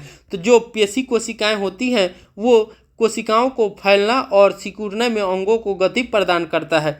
सांस लेते समय हम ऑक्सीजन को लेते हैं। यह ऑक्सीजन कहाँ जाती है? यह फेफड़ों के अवशोषित की जाती है। तो जो ऑक्सीजन होती है वो फेफड़ों द्वारा क्या होती हैं? अवशोषित की जाती हैं तथा रक्त के साथ शरीर की सभी कोशिकाओं तक पहुँच जाती है। कोशिकाओं को ऑक्सीजन की आवश्यकता क्यों होती है? माइटोकॉन्ड्रिया का कार्य इस प्रश्न के हल के लिए एक संकेत देता है जिसके बारे में पहले पढ़ चुके हैं। रक्त अपने साथ विभिन्न पदार्थों को शरीर के एक स्थान से दूसरे स्थान तक ले जाता है। तो हमारे शरीर में जो ब्लड होते हैं वो अपने साथ विभिन्न पदार्थों को शरीर में एक स्थान से दूसरे स्थान तक ले जाते हैं। उदाहरण के लिए यह भोजन और ऑक्सीजन को सभी कोशिकाओं तक पहुंचाता है। तो जो हमारा शरीर में ब्लड होते हैं, रक्त होते हैं, वो शरीर से हमारे भोजन और ऑक्सीजन को शरीर के सभी कोशिकाओं तक पहुंचाते हैं। यह शरीर के सभी भागों से अपशिष्ट पदार्थों को एकत्र कर यकृत और वृक्क तक उत्सर्जन के लिए पहुंचाता है। तो हमारे शरीर में जो ब्लड ही होते हैं वो क्या करते हैं कि जो अपशिष्ट पदार्थ होते हैं तो वो सभी भागों से जो अपशिष्ट पदार्थ आते हैं उन्हें वो इकट्ठा करता है और इकट्ठा करके यकृत तथा वृक्क तक उत्सर्जन के लिए वो पहुंचाता है ब्लड। रक्त और पेशी दोनों ही हमारे शरीर में पाए जाने वाले ऊतकों के उदाहरण हैं। तो जो हमने देखा कि ब्लड हमारा है और पेशी है, दोनों ही हमारे शरीर में पाए जाने वाले ऊतक के उदाहरण है, टिश्यू के उदाहरण है। उनके कार्य के आधार पर हम विभिन्न प्रकार के जंतु ऊतकों के बारे में विचार कर सकते हैं, जैसे कि एपिथीलियमी ऊतक, संयोजी ऊतक, पेशी ऊतक, तंत्रिका ऊतक। रक्त तथा संयोजी ऊतक का एक प्रकार है। तो जो रक्त होते हैं और संयोजी ऊतक होते हैं का एक प्रकार है। रक्त जो है कि संयोजी ऊतक का ही प्रकार है। जो हमारे शरीर में ब्लड होते हैं, खून होते हैं, वो जो ब्लड होते हैं वो संयोजी ऊतक के ही एक प्रकार हैं। तथा पेशी ऊतक का, और जो हमारे शरीर में पेशी हुए वो पेशी ऊतक का उदाहरण है। अब हम 6.3.1 में एपिथीलियमीय ऊतक के बारे में पढ़ते हैं। एपिथीलियमी ऊतक जंतु के शरीर को ढकने या बाह्य रक्षा प्रदान करने के लिए ऊतक जो होते हैं वो एपिथीलियमी ऊतक कहलाते हैं। क्या कहलाते हैं? एपिथीलियमी ऊतक कहलाते हैं। एपिथीलियम जो होते हैं वो शरीर के अंदर स्थित बहुत से अंगों और गुहिकाओं को ढकते हैं। तो जो एपिथीलियम जो होते हैं वो हमारे शरीर के अंदर और बहुत सारे जो अंग होते हैं और गुहिकाएं जो होती है उसको वो ढके रहते हैं। ये विभिन्न प्रकार के शारीरिक तंत्रों को एक दूसरे से अलग करने के लिए अवरोध का निर्माण करते हैं, जैसे त्वचा, मुंह, आहार नली, रक्तवाहिनी, नली का स्तर, फेफड़ों की कुपिका, वृक्कीय नली आदि सभी एपिथेलियमी ऊतक से बने हैं। तो आपसे कभी पूछेगा कि एपिथीलियमी जो ऊतक हैं उसके क्या क्या उदाहरण हैं, तो हम त्वचा, मुंह, आहार नली, रक्तवाहिनी, नली का स्तर, फेफड़ों की कुपिका, वृक्कीय नली, ये सभी क्या हैं? तो एपिथीलियमी ऊतक से बने होते हैं। एपिथीलियमी जो ऊतक हैं कि कोशिकाएं जो होती हैं वो एक दूसरे से सटी होती हैं। ये एक अनवरत परत का निर्माण करती है। ये क्या करती है? तो एक अनवरत परत का निर्माण करती है। अब हम देख सकते हैं ये हमारा क्या है? स्तंभाकार पक्षाम्भी है। ये क्या है? तो सस्तरित सल्की है। तो ये विभिन्न प्रकार के एपिथेलियमी ऊतक के उदाहरण दिए हुए हैं। ये क्या है? घनाकार है। ये क्या है? सल्की है। तो ये आकार के हिसाब से दिए हुए हैं। तो अब हम आगे देखते हैं। इन परतों को बीच चिपकाने वाले पदार्थ कम होते हैं। तो इन परतों के बीच चिपकाने वाले जो पदार्थ होते हैं वो कम होते हैं तथा कोशिकाओं के बीच बहुत कम स्थान होता है और दो कोशिकाओं के बीच में हम देखेंगे तो क्या होते हैं, बहुत कम ही स्थान होते हैं। स्पष्टतः जो भी पदार्थ शरीर में प्रवेश करता है या बाहर निकलता है वह एपिथीलियम की किसी परत से होकर अवश्य गुजरता है। तो जो हमारे शरीर में कोई भी जो पदार्थ होते हैं वो प्रवेश करते हैं या बाहर निकलते हैं वह एपिथीलियम की किसी न किसी परत से अवश्य गुजरता है। इसके फलस्वरूप विभिन्न प्रकार की एपिथीलियमी जो कोशिकाएं होती हैं उनके बीच की पारगम्यता शरीर तथा बाहरी वातावरण और शरीर के विभिन्न अंगों के बीच पदार्थों के आदान प्रदान में महत्वपूर्ण भूमिका निभाती है। सामान्यतः सभी एपिथीलियमों में एक बाह्य रेशेदार आधार झिल्ली उसे नीचे रहने वाले ऊतकों से अलग करती है। तो हम देखते हैं कि जो हमारी सभी एपिथीलियमों होती हैं उनके जो बाह्य रेशेदार होते हैं वो आधार झिल्ली उसे नीचे की ओर रहने वाले ऊतकों से अलग, तो नीचे रहने वाले जो ऊतक होंगे उससे वो अलग करती है बाह्य रेशेदार जो झिल्ली होती है, जैसा कि चित्र 6.9 में हम देख सकते हैं। अनुसार विभिन्न एपिथीलियम की जो संरचनाएं होती है वे विभिन्न प्रकार की होती है। तो अलग अलग एपिथीलियम की जो संरचनाएं होंगी वो अलग अलग होती हैं जो उनके कार्यों पर निर्भर करती है। उदाहरण के लिए कोशिकाओं में रक्त नलिका, अस्तर या कूपिका जहाँ पदार्थों का संवहन वर्णात्मक परागम्य झिल्ली द्वारा होता है वहाँ पर चपटी एपिथीलियम ऊतक कोशिकाएं होती हैं। तो उदाहरण के लिए हम देखते हैं कि कोशिकाओं में रक्त की नलिका होती है या कूपिका होती है जहाँ पदार्थों का जो होता है वो संवहन होता है, बहाव होता है, तो परागम्य झिल्ली द्वारा होता है। परागम्य झिल्ली द्वारा होता है वहाँ एक चौपटी जो होती है कि एपिथीलियमी ऊतक कोशिकाएं होती हैं। इनको सरल सल्की एपिथीलियम कहते हैं, जिन्हें हम क्या कहते हैं, तो इन्हें हम सरल सल्की एपिथीलियम भी कहते हैं। ये अत्यधिक पतली और चपटी होती है, जैसा कि आप देख सकते हैं ये हमारा क्या है, सल्की, यही हमारा क्या है, सल्की एपिथीलियम है। तो ये सरल है, तो हम देख सकते हैं कि ये जो क्या है कि अत्यधिक पतली है और चपटी है, पतली है और चपटी है तथा कोमल और अस्तर का निर्माण करती है। आहार नली तथा मुंह का अस्तर सल्की एपिथीलियम से ढका होता है। तो जो सल्की एपिथीलियम होते हैं उससे हमारा आहार नल तथा मुंह का जो अस्तर होता है वो ढका रहता है। शरीर का रक्षात्मक कवच अर्थात त्वचा इन्हीं सल्की एपिथीलियमों से बनी होती है। तो हमारे शरीर का जो रक्षात्मक कवच होते हैं या उसे हम लोग त्वचा कह सकते हैं, ये सल्की एपिथीलियम से ही बने होते हैं। त्वचा की एपिथीलियमी कोशिकाएं इनको कटने या फटने से बचाने के लिए कई परतों में व्यवस्थित होती है। तो जो हमारे स्किन होते हैं, चमड़ा, त्वचा की जो एपिथीलियम कोशिकाएं होती हैं वो हमें कटने और फटने से बचाने के लिए वो कई परतों में जो होती हैं कि वो व्यवस्थित रहती हैं। इसलिए कभी देखिएगा कि हमारे हाथ के या जो गाल हो या पैर के जब त्वचा होते हैं वो अगर कटते हैं या फटते हैं तो हम आसानी से देख सकते हैं कि वो कई परतों में उनमें व्यवस्थित रहते हैं। चूँकि ये कई परतों के पैटर्न में व्यवस्थित होते हैं इसलिए इन एपिथीलियमों को स्तरित सल्की एपिथीलियम कहते हैं। तो कई जो परत में ये बने होते हैं इसीलिए जो होते हैं इन्हें हम स्तरित सल्की एपिथीलियम भी कहते हैं। जहाँ अवशोषण और स्राव होता है, जैसे आंत के भीतर अस्तर लाइनिंग में, वहाँ लंबी एपिथीलियम कोशिकाएं मौजूद होती है। यह स्तंभाकार एपिथीलियम अवरोधों को पार करने में सहायता प्रदान करता है। तो ये जो होती हैं वो स्तंभाकार एपिथीलियम होती हैं जो आंतों में स्राव और अवशोषण का काम करती है। तो ये अवरोध जो होती है वो उन्हें पार करती है। श्वास नली में स्तंभाकार एपिथीलियमी ऊतक में पक्षांब सीलिया होते हैं। तो जो श्वास नली हम देखते हैं, श्वास नली में स्तंभाकार एपिथीलियम होता है जिसे हम पक्षांब भी होते हैं, जो कि एपिथीलियमी ऊतकों की कोशिकाओं की सतह पर बाल जैसी रचनाएं होती हैं। ये पक्षांब गति कर सकती है तथा इनकी जो गति श्लेष्मा को आगे स्थानांतरित करके साफ करने में सहायता करती है। इस प्रकार के एपिथीलियम को पक्षांबी स्तंभाकार एपिथीलियम कहते हैं। तो जो इस प्रकार के जो एपिथीलियम रहेंगे उन्हें हम क्या कहते हैं, तो पक्षांबी स्तंभाकार एपिथीलियम कहते हैं।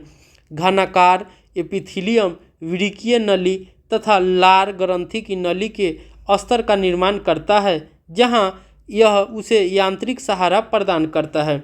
ये एपिथेलियम कोशिकाएं प्रायः ग्रंथि कोशिकाएं के रूप में अतिरिक्त विशेषता अर्जित करती है जो एपिथेलियमी ऊतक की सतह पर पदार्थों का स्राव कर सकती है। कभी कभी एपिथेलियमी ऊतक का कुछ भाग अंदर की ओर मुड़ा होता है।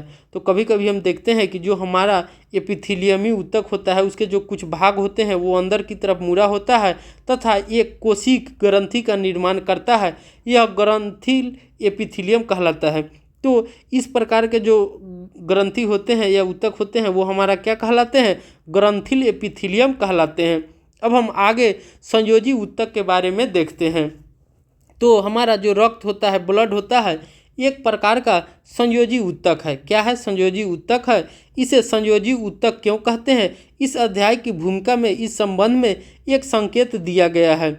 आइए अब हम इस तरह के ऊतक के बारे में विस्तृत जानकारी लें। संयोजी ऊतक की कोशिकाएं आपस में कम जुड़ी होती हैं।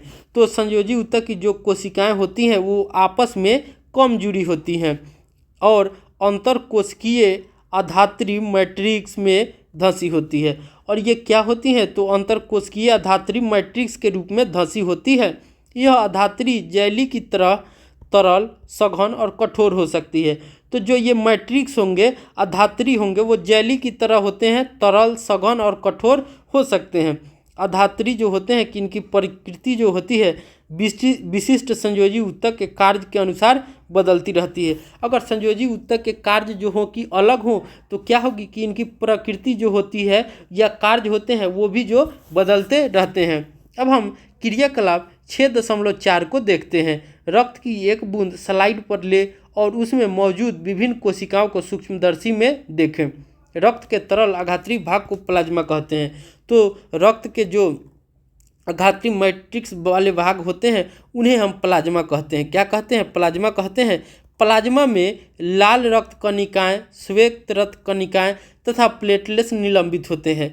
तो कभी भी आपसे एग्जाम में पूछ सकता है कि हमारे जो प्लाज्मा होते हैं उसमें क्या क्या होते हैं। तो लाल रक्त कणिकाएं या आरबीसी, रेड ब्लड सेल या श्वेत कणिकाएं, डब्ल्यूबीसी, वाइट ब्लड सेल तथा प्लेटलेट्स होते हैं। तो प्लाज्मा में जो होते हैं मुख्यतः 3 होते हैं, आरबीसी, डब्ल्यूबीसी, प्लेटलेट्स। श्वेत रक्त कणिकाएं होते हैं उन्हें डब्ल्यूबीसी कहते हैं, लाल रक्त कणिकाएं होते हैं उन्हें आरबीसी कहते हैं, रेड ब्लड सेल, और तीसरा हमारा होता है प्लेटलेट्स।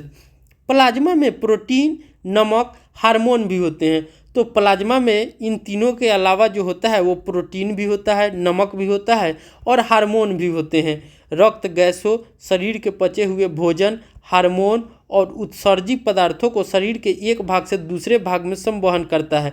तो जो हमारा रक्त का काम क्या है?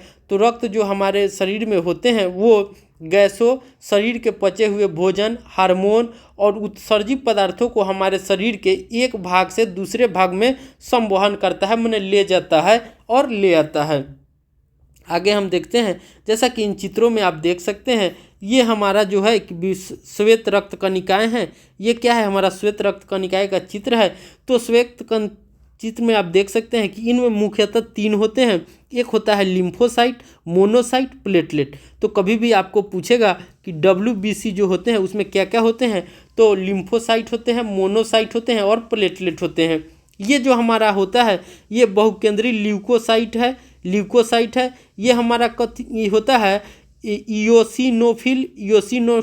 तो इयोसिनोफिल में केंद्रक होता है, कोशिका द्रव होते हैं।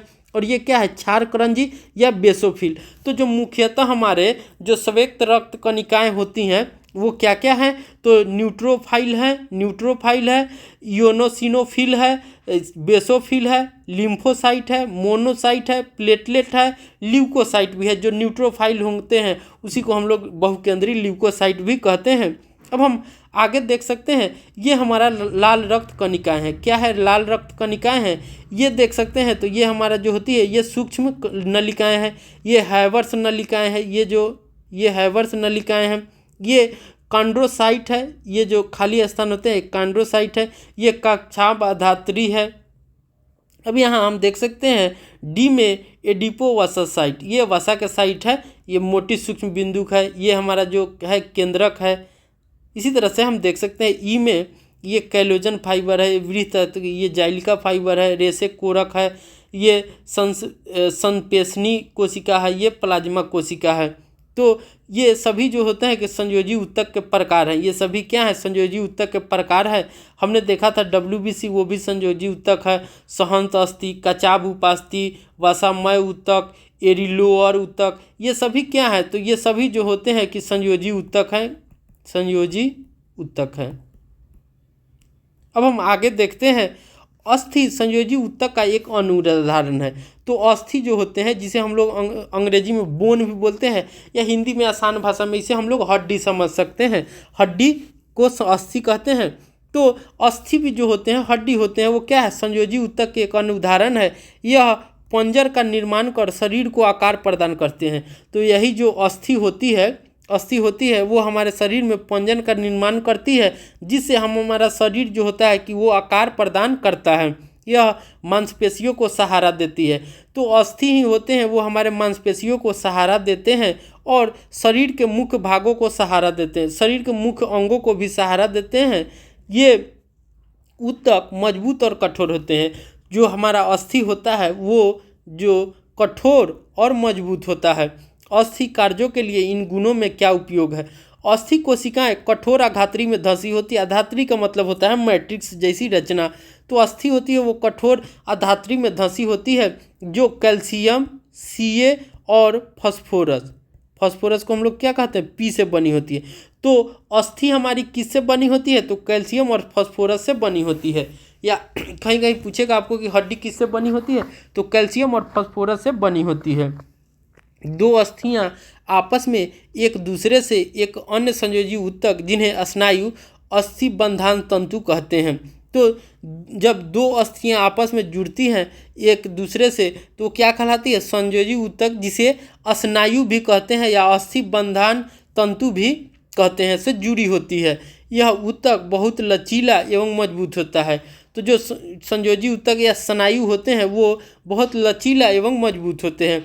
स्नायु में अधात्री बहुत कम होते हैं। तो स्नायु में जो होते हैं वो मैट्रिक्स जो होंगे वो बहुत कम होते हैं, और अस्थियों को अस्थियों से जोड़ती है। और क्या करती है? वो अस्थियों को अस्थियों से जोड़ती है, माने हड्डी को हड्डी से जोड़ती है। वो क्या कहलाती है? स्नायु कहलाती है। एक अन्य प्रकार का संयोजी ऊतक कंडरा होता है। तो अस्थि से अस्थि जोड़ती है, वो क्या कहलाएगी? स्नायु कहलाएगी। पिछले बार जो हमारा एग्ज़ाम हुआ था ये फायरमैन वाला, तो उसमें भी पूछा हुआ था ये दोनों क्वेश्चन कि अस्थि और अस्थि को किससे जोड़ती है? तो स्नायु से जोड़ती है। और जो हमारा एक अस्थि और मांसपेशिया को जोड़ती है, अस्थि और मांसपेशिया को जोड़ता है तो टेंडन जोड़ता है। अस्थि और मांसपेशिया को कौन जोड़ता है? टेंडन जोड़ता है। अस्थि को जो जोड़ता है तो वो कौन जोड़ता है? स्नायु जोड़ता है। कांडरा मजबूत तथा सीमित लचीले वाले रेशेदार ऊतक है। तो जो टेंडन होते हैं या कांडरा होते हैं वो सीमित लचीले रेशेदार ऊतक होते हैं तथा मजबूत भी होते हैं। उपास्थि कार्टिलेज, उपास्थि किसे कहते हैं? कार्टिलेज को कहते हैं, अंग्रेजी में इसे कार्टिलेज कहते हैं। एक अन्य प्रकार का संयोजी ऊतक होता है। तो जो कार्टिलेज है वो भी एक अन्य प्रकार का संयोजी ऊतक है, जिसमें कोशिकाओं के बीच में पर्याप्त स्थान होता है। तो उपास्थि में कोशिकाओं के बीच में पर्याप्त स्थान होता है। इसकी ठोस अघातरी प्रोटीन और शर्करा की बनी होती है। तो जो कार्टिलेज होते हैं उसकी जो मैट्रिक्स होती है वो प्रोटीन और शर्करा की बनी होती है। यह अस्थियों के जोड़ों को चिकना बनाती है। तो ये अस्थि को जोड़ों को चिकना कौन बनाती है? तो उपास्थि ही अस्थियों को चिकना, जोड़ों को चिकना बनाती है। कौन अस्थियों के जोड़ों को चिकना कौन बनाती है? तो कार्टिलेज बनाती है या उपास्थि बनाती है। उपास्थि नाक, कान, कंठ और श्वास नली में भी उपस्थित होती है। हम कान की उपास्थि को मोड़ सकते हैं परंतु हाथ की अस्थि को नहीं। सोचिए ये दो ऊतक किस प्रकार भिन्न है। एरिलोअर संयोजी ऊतक त्वचा और मांसपेशियों के बीच रक्त नलिकाओं के चारों ओर तथा नसों और अस्थि मज्जा में पाया जाता है। तो हमारा एरिलोअर संयोजी ऊतक होते हैं वो त्वचा और मांसपेशियों के बीच में रक्त नलिकाओं के चारों ओर तथा नसों और अस्थि मज्जा के में पाया जाता है। यह अंगों के भीतर भी, जो एरिलोअर संयोजी ऊतक है, यह अंगों के भीतर भी खाली जो जगह होता है उसको भरता है। आंतरिक अंगों को सहारा प्रदान करता है, और जो हमारे इंटरनल अंग होते हैं उसको भी ये सहारा प्रदान करते हैं। और ऊतकों की मरम्मत में, जो ऊतक की मरम्मत होते हैं, डैमेज हो जाते हैं या कुछ कमी या खराब होते हैं, तो वो उसकी मरम्मत भी करता है। कौन? एरी-लोअर संयोजी ऊतक। हमारे शरीर में वसा कहाँ संचित होता है? वसा का संग्रह करने वाला वसामय ऊतक त्वचा के नीचे आंतरिक भागों के बीच पाया जाता है। तो जो हमारे शरीर में वसा का संग्रह करने वाला वसामय ऊतक होते हैं वो त्वचा के नीचे आंतरिक अंगों में पाए जाते हैं। तो वसा को जो संग्रह करेंगे वो कहाँ पाए जाते हैं? तो त्वचा के नीचे आंतरिक अंगों में पाया जाता है। इस ऊतक की कोशिकाएं वसा की गोलिकाओं से भरी होती है। वसा संग्रहित होने के कारण यह ऊष्मीय का कुचालक होता है। तो वसा के संग्रह के कारण ये क्या होता है? तो हीट का कुचालक होता है, हीट इंसुलेटर होता है। अब हम आगे देखते हैं पेशी ऊतक। क्या है पेशी ऊतक? पेशी ऊतक लंबी कोशिकाओं का बना होता है। तो पेशी ऊतक जो होते हैं वो लंबी कोशिकाओं के बने होते हैं, जिसे पेशीय रेशा मसल्स फाइबर कहते हैं। क्या बोलते हैं? मसल फाइबर भी कहा जाता है। यह हमारे शरीर में गति के लिए उत्तरदायी होते हैं। तो जो पेशी कोशिकाएं होते हैं वो हमारे शरीर में गति के लिए जो होते हैं वो उत्तरदायी होते हैं। यही हमारे शरीर में गति प्रदान करते हैं। पेशियों में एक विशेष प्रकार की प्रोटीन होती है जिसे सिकुड़ने वाला प्रोटीन कहते हैं। तो पेशी जो हमारी होती है उसमें एक विशेष प्रकार की जो होती है वो प्रोटीन होती है जो सिकुड़ने वाला प्रोटीन कहते हैं, जिसके संकुचन एवं प्रसारण के कारण गति होती है। तो वही प्रोटीन के संकुचन और प्रसार, संकुचन माने सिकुड़ना और प्रसार माने फैलना। तो जब वो सिकुड़ती है और फैलती है, इसी कारण वो हमारे शरीर को गति देती है। कुछ पेशियों की अपना हम इच्छा अनुसार गति करा सकते हैं। हाथ और पैर में विद्यमान पेशियों को हम अपनी इच्छा अनुसार आवश्यकता पड़ने पर गति करा सकते हैं या उनकी गति को रोक सकते हैं। इस तरह की पेशियों को ऐच्छिक पेशी, वॉलंटरी मसल कहा जाता है। तो इस तरह की जो पेशी होंगी जो हम अपनी इच्छा अनुसार आवश्यकता पड़ने पर गति करा सकते हैं, तो हम अपनी इच्छा अनुसार आवश्यकता पड़ने पर गति करा सकते हैं। इस तरह के पेशी को ऐच्छिक पेशी या वॉलंटरी मसल कहा जाता है। क्या कहते हैं? वॉलंटरी मसल कहा जाता है। इन पेशियों को कंकाल पेशी भी कहा जाता है। इस तरह के पेशी जो होंगे उन्हें हम लोग कंकाल पेशी भी कह सकते हैं, क्योंकि ये अधिकतर हड्डियों से जुड़ी होती है। अब इन्हें कंकाल पेशी क्यों कहते हैं? क्योंकि ये अधिकतर जो होते हैं वो हड्डियों से जुड़े होने के कारण ही इन्हें हम कंकाल पेशी कहते हैं, तथा शारीरिक गति में सहायता होती है। सूक्ष्मदर्शी से देखने पर ये पेशियाँ हल्के तथा गहरे रंग में एक के बाद एक रेखा या धारियों की तरह प्रतीत होते हैं। इसी कारण इसे रेखित पेशी भी कहते हैं। जब हम देखते हैं तो ये हमें एक रेखा की तरह या धारियों की तरह प्रतीत होते हैं, इसीलिए इसे हम रेखित पेशी भी कहते हैं।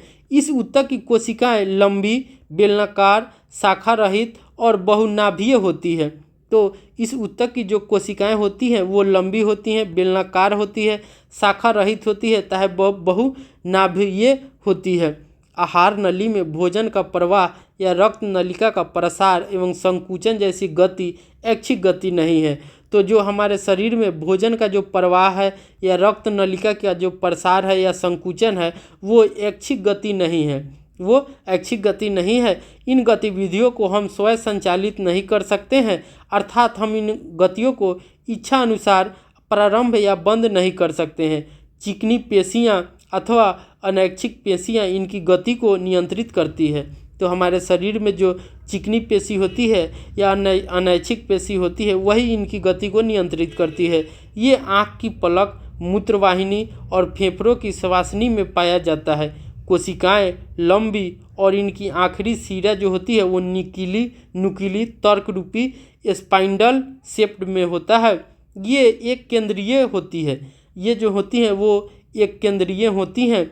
इनको आरेखित पेशी भी कहा जाता है। इनका नाम आरेखित क्यों है? हृदय की पेशियाँ जीवन भर लयबद्ध होकर प्रसार और संकुचन करती रहती है। जो हमारे हार्ट की पेशी होती हैं वो जीवन भर जो होता है लयबद्ध होकर प्रसार उन्हें फैलाव और संकुचन करती रहती है। इन अनैच्छिक पेशियों को कार्डिक हृदय पेशी कहा जाता है। तो इन्हें हम क्या बोलते हैं, तो कार्डिक पेशी भी कहा जाता है या हृदय पेशी कहा जाता है। हृदय की पेशी कोशिकाएं बेलनाकार शाखाओं वाली और एक केंद्रीय होती है। क्या होती है, एक केंद्रीय होती है। अब हम आगे क्रियाकलाप 6.5 को देखते हैं। विभिन्न प्रकार की पेशीय ऊतकों की संरचना की तुलना करें, उनके आकार, केंद्रकों की संख्या, कोशिका में केंद्रकों की स्थिति को नोट करें। तो हम विभिन्न प्रकार के पेशीय ऊतक की संरचना का तुलना करेंगे और उन्हें रेखित करेंगे कि चिकनी है कि हृदय है, आकार किस प्रकार का है। जैसे ये जो है कि पेशी ऊतक के प्रकार है, रेखित, चिकनी, हृदय। तो उन तीनों की आकार कैसी है, केंद्रकों की संख्या क्या है, केंद्रक की स्थिति कहाँ कहाँ है, तो हम देखेंगे। तो आप देख सकते हैं ए में हमारा दिया हुआ है, ये केंद्रक है, ये हमारा क्या होगा, केंद्रक होगा। और इस तरह से जो धारियाँ बनी हुई है वो हमारा क्या है, धारियाँ हैं।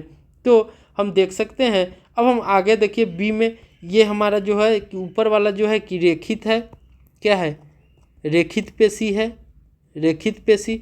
बी वाला जो हमारा है वो चिकनी पेशी है, चिकनी पेशी है। और जो हमारा सी है वो कार्डिक या हृदय पेशी भी कहते हैं। क्या कहते हैं, हृदय पेशी भी कहते हैं, अंग्रेजी में कार्डिक कहते हैं। ठीक है, तो ये सभी जो है कि उसका उदाहरण दिया हुआ है। तो आप देख सकते हैं इसमें भी हमारा ये क्या है, तर्क रूपी पेशी ये है।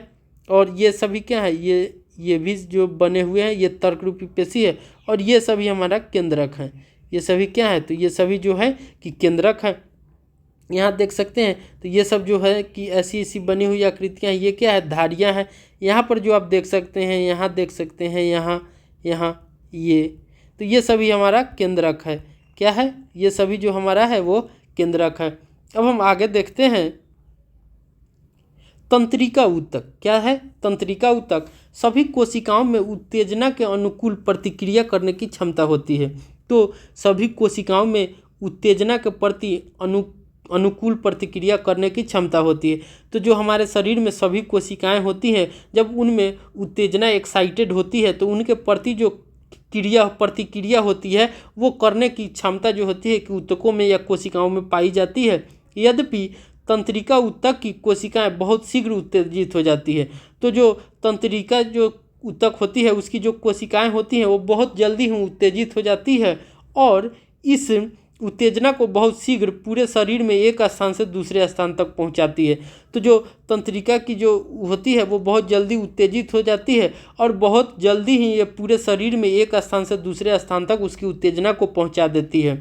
मस्तिष्क, मेरुरज्जु तथा तंत्रिकाएं सभी तंत्रिका ऊतकों की बनी होती है।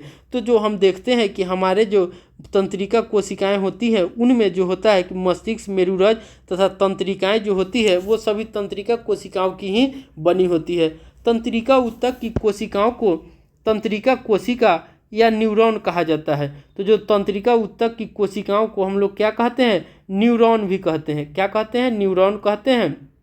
न्यूरॉन में कोशिकाएं, केंद्रक तथा कोशिका द्रव साइटोप्लाज्मा होते हैं। तो जो हमारे न्यूरॉन होते हैं उनमें केंद्रक भी होता है और कोशिका द्रव भी होता है, साइटोप्लाज्मा भी होता है। इससे लंबे पतले बालों जैसी शाखाएं निकली होती है।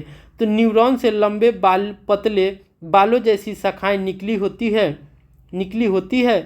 तो प्रायः प्रत्येक न्यूरॉन में इस तरह का एक लंबा प्रवर्ध होता है जिसको एक्सॉन कहते हैं। तो जो हमारा प्रत्येक जो न्यूरॉन होता है उसमें लंबा प्रवर्ध होता है जिसे हम एक्सॉन कहते हैं तथा बहुत सारी छोटी शाखाएं वाले प्रवर्ध होते हैं जिसे हम डेंड्राइट्स बोलते हैं। क्या बोलते हैं, तो हम उसे डेंड्राइट्स बोलते हैं। लंबे प्रवर्ध को हम लोग एक्सॉन बोलेंगे और छोटी शाखाएं जो होगी हम क्या कहेंगे, डेंड्राइट्स कहते हैं। एक तंत्रिका कोशिका को 1 मीटर तक लंबी हो सकती है। तो जो तंत्रिका कोशिका होती है वो 1 मीटर तक लंबी हो सकती है। बहुत सारे तंत्रिका रेशे संयोजी ऊतक के द्वारा एक साथ मिलकर एक तंत्रिका का निर्माण करते हैं। तो बहुत सारे जो तंत्रिकाएं रेशे होते हैं वो संयोजी ऊतक के साथ मिलकर मिलकर एक तंत्रिका का निर्माण करते हैं। जैसा कि आप चित्र 6.12 में देख सकते हैं, ये हमारा न्यूरॉन तंत्रिका ऊतक की इकाई है। तो ये जो गैप होते हैं वो हमारा क्या कहलाता है, तंत्रिका कहलाता है। और जो देख सकते हैं ये हमारा क्या है, केंद्रक है।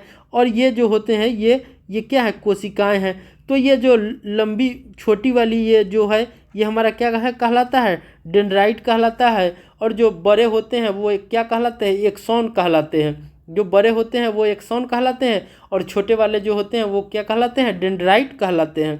तंत्रिका रेशे में गुजरने वाले संवेदना को तंत्रिका स्पंदन कहते हैं। जो तंत्रिका रेशे से गुजरने वाली संवेदना होती है, सेंसिटिविटी होती है, वो क्या कहलाती है, तो तंत्रिका स्पंदन कहलाती है या कहते हैं।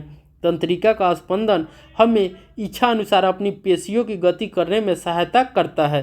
तंत्रिका तथा पेशीय ऊतकों का कार्यात्मक संयोजन प्रायः सभी जीवों में मौलिक है। साथ ही यह संयोजन उत्तेजना के अनुसार जंतुओं को प्रति गति करता है। तो हम देखते हैं कि जो तंत्रिकाएं होती हैं, तंत्रिका ऊतक होती है, उसकी कोशिकाएं जो होती हैं कि सभी जो जीवों के मौलिक हैं तथा साथ ही यह संयोजन उत्तेजना के अनुसार जंतुओं में जो होती हैं वो गति प्रदान करते हैं। तो गति प्रदान करते हैं और शीघ्र ही ये पूरे शरीर में उसकी सूचना जो है कि पहुंचा देते हैं। इस तरह से हमने अध्याय को देख लिया। अब हम आगे इस अध्याय में हम क्या क्या चीज़ों को सीखे हैं उसके बारे में हम लोग चर्चा करते हैं। तो हमने देखा कि जो ऊतक होते हैं वो कोशिकाओं का समूह होते हैं, जिसमें कोशिकाओं की संरचना तथा कार्य एक समान होती है। तो हमने देखा कि जो ऊतक होते हैं वो कोशिकाओं का समूह है। क्या है ऊतक, तो कोशिकाओं का समूह है जिसमें कोशिकाएं की संरचना तथा कार्य एक समान होते हैं। आगे हमने देखा था कि जो पौधे के ऊतक होते हैं या पादप ऊतक होते हैं वो दो प्रकार के होते हैं। पहला हमारा था विभज्योतक तथा दूसरा था अस्थायी ऊतक। तो हमने देखा था कि जो पौधे में ऊतक होते हैं वो दो प्रकार के होते हैं। एक हमारा होता है विभज्योतक और दूसरा हमारा होता है अस्थायी ऊतक। आगे हमने देखा था कि जो विभज्योतक होते हैं, मेरिस्टेमेटिक होते हैं, वो ऊतक एक विभाज्य ऊतक है तथा यह पौधे के वृद्धि वाले क्षेत्रों में पाए जाते हैं। तो विभज्योतक जो होते हैं वो पौधे के वृद्धि जहाँ होते हैं वहाँ उस क्षेत्रों में पाए जाते हैं। तो हमने देखा था कि जो विभज्योतक होते हैं वो शीर्षस्थ होते हैं, अंत होते हैं और हमने पार्श्व भी देखा था। तो इस तरह से विभज्योतक में हमने 3 वृद्धि उसकी देखी थी। आगे हम देखे थे कि जो अस्थायी ऊतक होते हैं विभज्योतक से बनते हैं। तो जो अस्थायी ऊतक पौधे में आते हैं वो विभज्योतक से ही बनते हैं जब वो परिपक्व हो जाते हैं, जो एक बार विभाजित होने की क्षमता को खो देते हैं। और वो क्या होते हैं कि वो विभाजित होने की क्षमता को खो देते हैं तो वो परिपक्व या अस्थायी ऊतक बनने की ओर सरल हो जाते हैं। इनको सरल तथा जटिल ऊतकों में वर्गीकृत किया जा सकता है। आगे हमने देखा था कि पैरेकाइमा, कोलोकाइमा तथा स्क्लेरेकाइमा सरल ऊतकों के 3 प्रकार है। तो जो सरल ऊतक होते हैं वो उनके क्या क्या प्रकार है, तो हमने देखा था पैरेकाइमा, कोलेकाइमा तथा स्क्लेरेकाइमा जो थे कि वो सरल ऊतकों के 3 प्रकार थे। जाइलम और फ्लोएम जटिल ऊतकों के प्रकार हैं। तो ये सभी जो थे कि वो सरल ऊतक के प्रकार थे, जबकि जाइलम और फ्लोएम जो थे वो जटिल ऊतक के प्रकार थे। आगे हमने देखा था कि एपिथीलियमी है, पेशी है, संयोजी है, तंत्रिका ऊतक है, जंतु ऊतक है। तो जो एपिथीलियमी है या पेशी हैं, संयोजी हैं या तंत्रिका ऊतक है, ये सभी जो थे कि जंतु ऊतक होते हैं। आकृति और कार्य के आधार पर एपिथीलियमी ऊतक को सल्की, घनाकार, स्तंभाकार, रोमीय तथा ग्रंथिल श्रेणियों में वर्गीकृत किया जाता है। तो हमने देखा था कि उसकी आकृति और कार्य के आधार पर जो एपिथीलियमी ऊतक थे उनकी आकार के अनुसार या कार्य के आधार पर हमने बांटा था। तो सल्की के बारे में पढ़ा था, घनाकार था, स्तंभाकार था, रोमीय था, ग्रंथिल श्रेणियों में वर्गीकृत किए थे। आगे हमने देखा था कि जो हमारे शरीर में विद्यमान संयोजी ऊतक है उनके विभिन्न प्रकार होते हैं। तो हमने देखा था कि एरिलोअर है, एरिलोअर ऊतक है, एडिपोज है, वसामय ऊतक को ही एडिपोज कहा जाता है। आगे हमने देखा था अस्थि है, कंडरा है, स्नायु है। अस्थि का जब मांसपेशियों से संयोजन होता है तो वो कंडरा था, अस्थि होता है तो वो हमारा क्या कहलाता है, स्नायु कहलाता है। उसके बाद हमने कार्टिलेज को देखा था, उपास्थि को, तथा रक्त में रुधिर में कौन कौन से प्रकार, तो हमने WBC, RBC, प्लेटलेट्स देखा था। उसके साथ साथ प्रोटीन भी होते हैं, शर्करा भी होते हैं, नमक होते हैं, ये सभी ब्लड में पाए जाते हैं। ये सभी को हमने देखा था कि ब्लड में पाए जाते हैं। आगे हमने देखा था कि जो पेशी ऊतक के होते हैं उनके 3 प्रकार होते हैं। पेशी ऊतक जो होते हैं उनके 3 प्रकार होते हैं, रेखित, आरेखित, कार्डिक या हृदय पेशी। तो पेशी ऊतक जो होते हैं उनको मुख्यतः 3 भागों में बांटा जाता है। पहला हमारा था रेखित, दूसरा आरेखित था, तीसरा हमारा कार्डिक या हृदयक पेशी था।